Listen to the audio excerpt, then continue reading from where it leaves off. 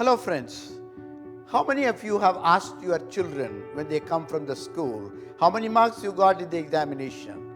It has almost become a kind of an order of the day to ask the children, how did you perform? We need to understand that the objective of education is not exclusively to assess the progress of the children, but to facilitate them to enjoy the process of learning, to enjoy the environment in which they learn, and to develop a good type of relationships. Unfortunately, over the last couple of decades, we have overemphasized on the assessment, and competitive assessments have become the most talked about issue of the day. The national education policy today talks about assessment for various purposes.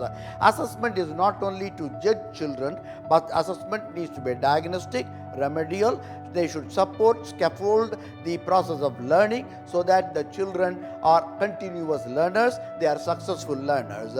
Now, talking about the assessment, the national education policy talks about three different phases of assessment. One, the self-assessment. The second is a peer assessment. The third, what we say, the teacher-led assessment. Now, in a number of cases, children might know some information and they may say, I know it, but I forgot it in the last minute over there. And that clearly shows that the child is ready, but some roadblock is there in expression of their competencies. The child who is sitting nearby may say, well, I know ma'am, this boy knew the answer, but I think he has forgotten. That really shows how the peer has already assessed this child and has kept in mind, but he is supporting the competency of the learner at this point of time.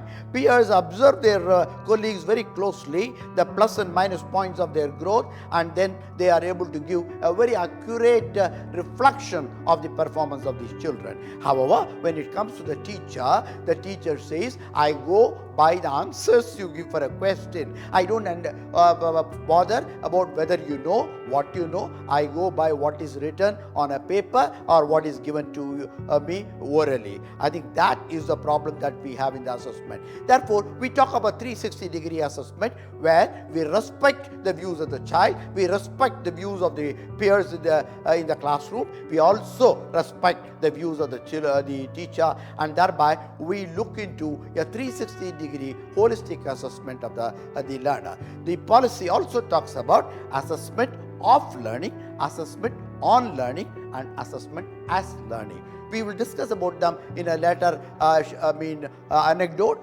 very independently, but need to understand that the objective of assessment is diagnostic, supportive, scaffolding, so that the learner is on a continuous, successful, purposeful, meaningful journey of the pursuit of education. We hope to see you next schedule. Thank you.